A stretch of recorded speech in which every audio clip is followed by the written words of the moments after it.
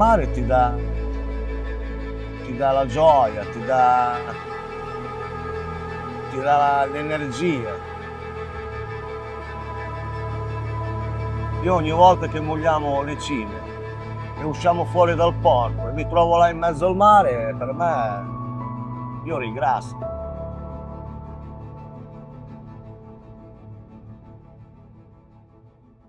Ciao, devo dirti una cosa. Mi chiamo Fuad Tool e ho una missione: scoprire il messaggio che ognuno di noi ha per il mondo. Attraverso i miei documentari racconto storie straordinarie di persone uniche. Grazie a queste testimonianze possiamo costruire la versione migliore di noi stessi. Unisciti all'avventura, condividi le storie e scopri i messaggi della teoria del niente.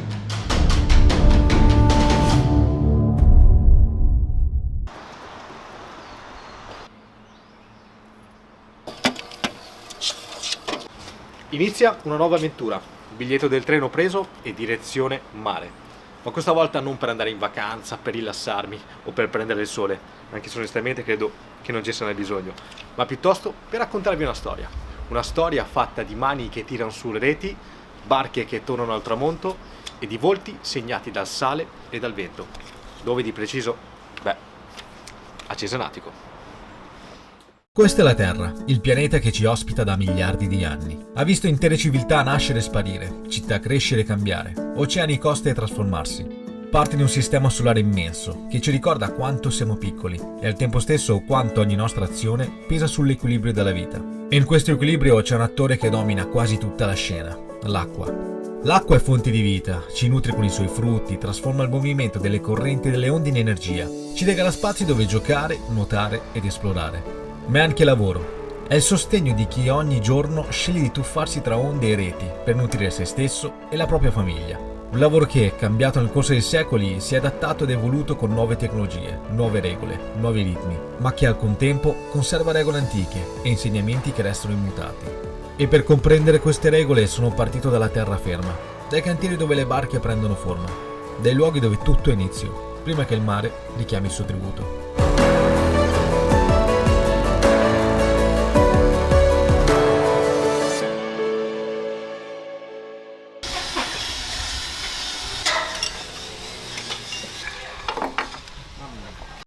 Qual è il compito di un carpentiere? Il compito di un carpentiere, specialmente negli anni addietro, anche se adesso molto meno, era proprio mandare avanti il paese. Tutte le barche avevano bisogno di un ripristino, sai, facevano acqua. Io la mia vita l'ho passata tantissimo qui nello scalo a trovare dove veniva l'acqua dalle barche e stagnarle, perché le barche erano molto vecchie, perché un po' marciva, poi erano le più vecchie, si muovevano anche con i mari, con i motori nuovi, perché magari erano state costruite con un motore da 40-50 cavalli, poi negli anni si è sviluppato queste potenze superiori, montavano un 300 cavalli, la barca aveva delle vibrazioni diverse. A me piacerebbe che i ragazzi avessero ancora un po' di manualità, perché gli artigiani che stanno sparendo, e l'artigiano posso dire anche, vabbè, il falegname,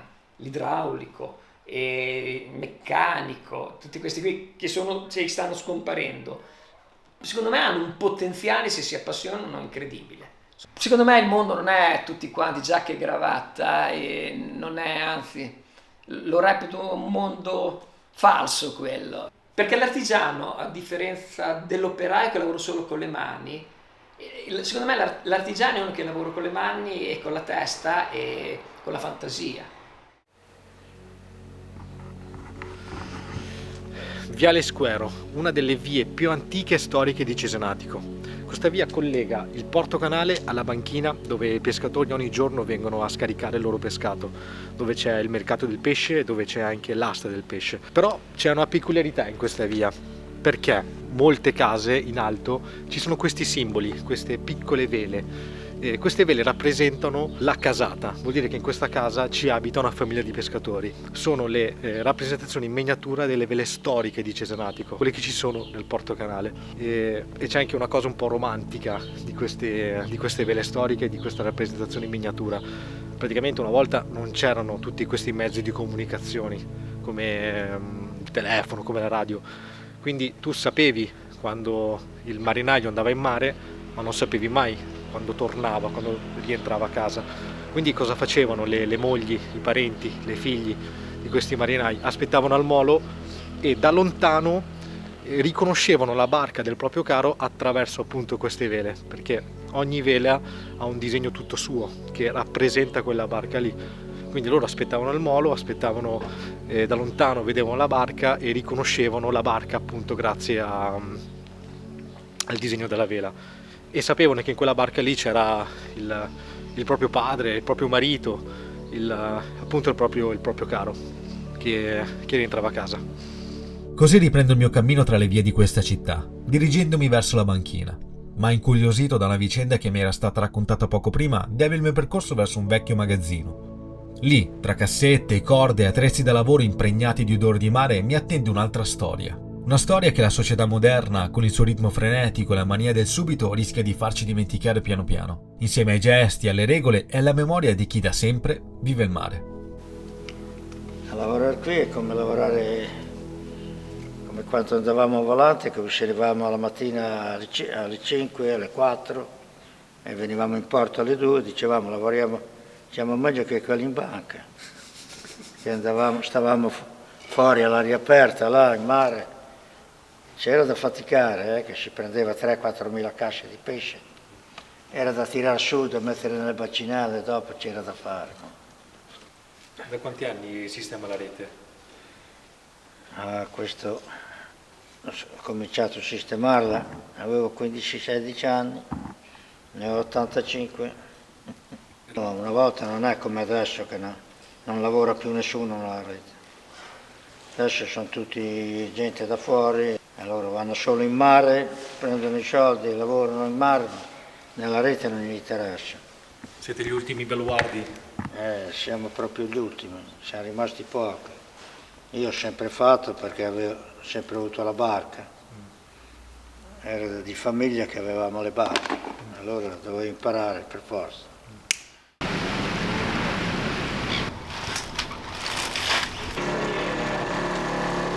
Adesso aspettiamo che i ragazzi finiscano di lavorare, e ci vorrà un bel po', a detta loro, perché hanno un sacco di roba da scaricare, un sacco di pesce da scaricare, e poi gli facciamo 2 o 3 domande per capire come funziona il loro mondo, come funziona il loro lavoro, la loro barca stessa anche con cui vanno al mare, e scoprire anche il loro messaggio da condividere con tutti noi. Seduto sulla banchina guardo le prime navi che lentamente rientrano, ondeggiano al ritmo del mare e scaricano il loro prezioso carico di pesce fresco. L'aria è piena di odore di salsedine e del lavoro appena fatto, mentre marinai e pescatori si muovono tra cassette e reti. Piano piano l'asta del pesce prende vita, il chiacchiericcio e le trattative riempiono il porto. È in questo scenario che mi ritrovo a scambiare parole con un ragazzo arrivato anche lui dal mondo della pesca, ma da un'altra nazione, con storie e abitudini diverse, eppure con la stessa passione per il mare e il lavoro che esso richiede. Io Tunisia. 15 anni qua ci sono nati qua? 17 anni. 17 qua ci sono nati qua. Ti piace? Sì, dai, sono venuto giovani, 20 anni. Com'è pescare qui? La vita è un po' dura perché fare la notte il mare è un po' dura, però in generale va bene, dai, Okay. Andiamo avanti, tocca lavorare sempre. E in Tunisia cosa facevi? Facevo il pescatore, lo stesso lavoro che le faccio sempre, anche mia famiglia là le fa lo stesso. Padre, figlio, tutti pescatori. Ah, tutta generazione, Sì, famiglia pescatori. Famiglia del pescatore, dai, diciamo. E com'è meglio, qui o di là? Come legge, come tutti, qui è meglio, dai, diciamo. Perché qui rispettano la legge, poi là è diverso. Dai. Ok. Finalmente, anche se la burocrazia mi tiene lontano dalle loro rotte, salgo sulla barca. L'aria salata mi avvolge, il vento mi porta il respiro del mare e per un istante cammino sulle loro orme, seguendo il ritmo delle onde che scandisce le loro giornate e le loro vite. Me lo immaginavo un po' più grande, ma è la prima volta che entro nella cucina di un peschereccio, quindi già per me è una grande vittoria. Qui c'è il termosifone dove i marinai si possono riscaldare durante gli inverni rigidi, perché comunque andare in mare la notte in questo periodo, non immagino le temperature, fa freddo qui in terraferma, immaginati in mezzo al mare. Questo è, come dicono come dice Montone, come dice il ragazzo che mi ha spiegato un po' la barca, è il loro regno, il loro posto, la loro casa, dove stanno 12, 14, 16 ore al giorno. C'ho tutti gli attrezzi per la cucina, dove si fa la pasta, pranzo, cena, il fornello. Qui c'è il sale, il caffè, che non può mai mancare. Infatti qui c'è la mocca dei giganti. Siamo fermi, ma io che non sono abituato a stare in mare, che non sono abituato a stare in barca, anche le piccole oscillazioni le sento tutte. Infatti sento il mio corpo un po' andare destra e sinistra. Ogni fine settimana dedichiamo sempre una mezza giornata solamente per la manutenzione di bordo, perché riteniamo che l'imbarcazione ogni settimana che svolge quelle 12-13 ore giornaliere, il fine settimana abbia diritto di essere riguardata da cima a fondo. Certo. Perché può succedere che ci possa essere una piccola cosa che hai lasciato indietro e mettere a punto per la settimana successiva. Ok. Questo ci pensa di solito il motorista di bordo. Ok. Noi abbiamo capito una regola a bordo, che il pesce noi più di tanto non ne vogliamo, però quel poco che prendiamo va lavorato come si deve. Non ci interessa fare 7-8 calate per portare in terra 800, 1000, 2000 casse. Noi ce ne bastano 300, ma di quelle 300 casse un prodotto selezionato ti fa raccogliere più risultati che farne 1000. Così? Perché tu non ci stai dietro facendone tantissime, perché lo devi sapere lavorare bene, consegnare bene. Facendo meno in casse molti pensano: ah, come fanno? Gli altri ne fanno 700, 800, 1000, loro ne fanno 300. Alla fine il risultato è uguale. Forse qualcuno non l'ha capito questo discorso, perché tu porti in terra meno casse, ma lo lavori meglio il pesce. Dai più respiro al mare e alla fine il risultato è sempre quello, che non paga fare sempre centinaia, migliaia di casse, paga la qualità del prodotto nel tempo. Quindi basterebbe ridurre un po' lo sforzo di pesca, ridurre un po' il pescato e quel poco che tu porti in terra che sia prodotto di qualità. E tu lavori bene il prodotto, meno sforzo di pesca, meno consumo di carburante e camperesti uguale.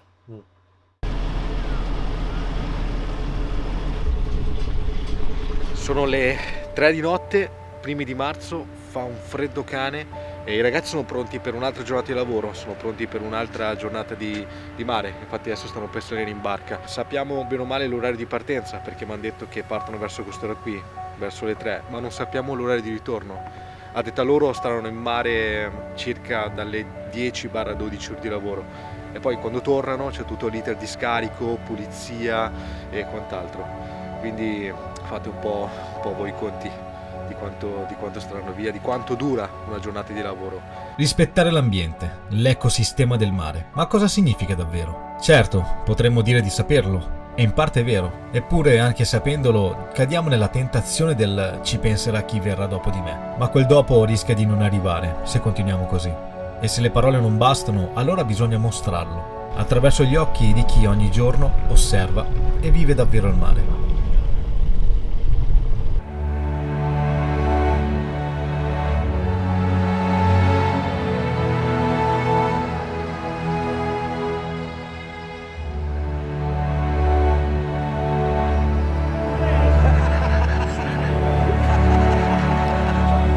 Ciao Carolina, ciao!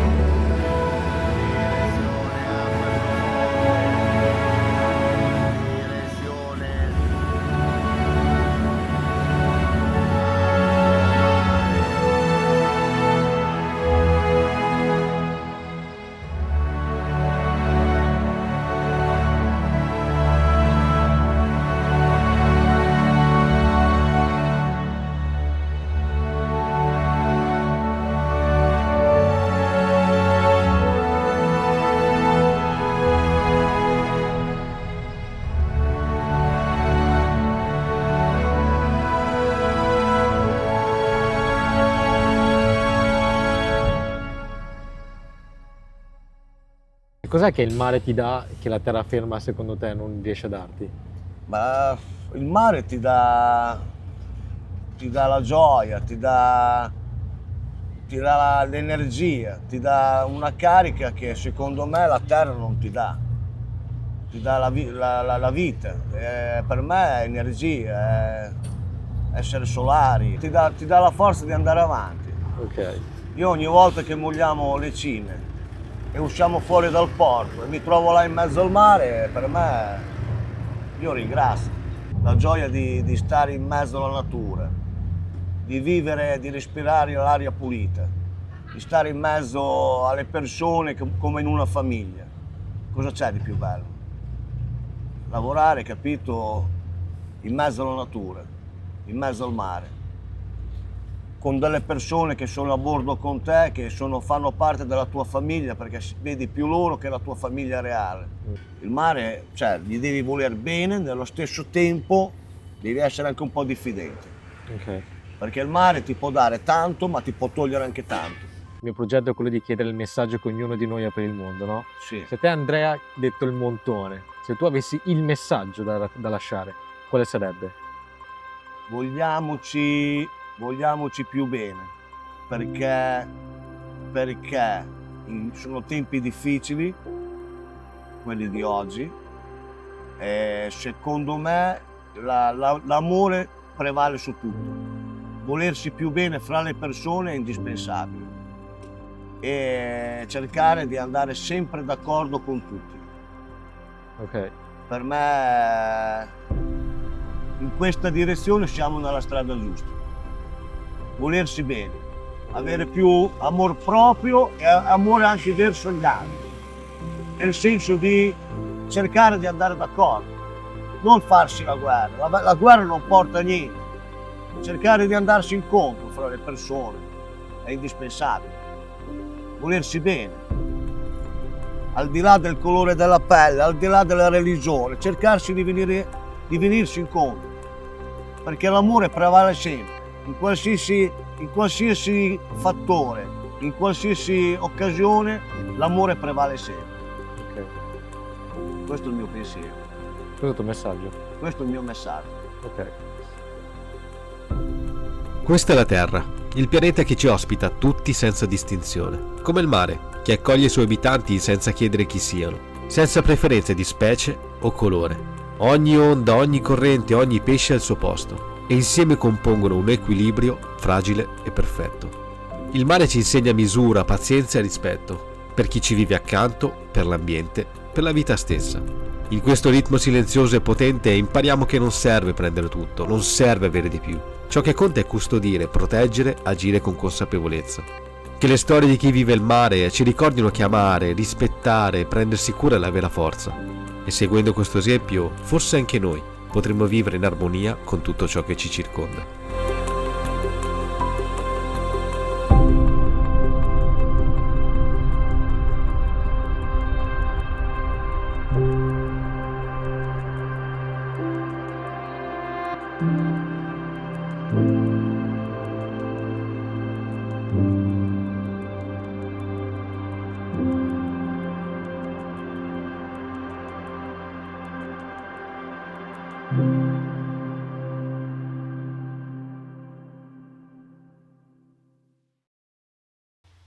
Ciao, grazie di essere arrivato alla fine di questo video.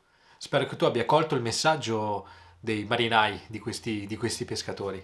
Quello che ho capito io è quello di dare valore alle cose che abbiamo. Purtroppo noi tendiamo a volere di più, ad avere sempre di più, a discapito del benessere di chi ci circonda, e in questo caso il mare, senza appunto dare un giusto valore, anzi un reale valore alle cose che abbiamo. Quindi di apprezzarlo meglio, di lavorarlo meglio, di capirlo anche forse meglio. E forse questo ci aiuta anche a vivere in armonia e in serenità con tutto ciò che ci circonda. Detto ciò, io ti ringrazio ancora del grande sostegno che mi dai, quindi se vuoi continuare ti dico di lasciare un like e di commentare anche con quello che ne pensi, se sei d'accordo con le loro parole, se hai altro da aggiungere, altro da condividere con tutti noi, con tutti quei dati del niente. E soprattutto di condividerlo, questo video, se ti è piaciuto, di farlo vedere agli amici, alle famiglie, ai conoscenti. È lì, è tuo. non è mio, è nostro anzi.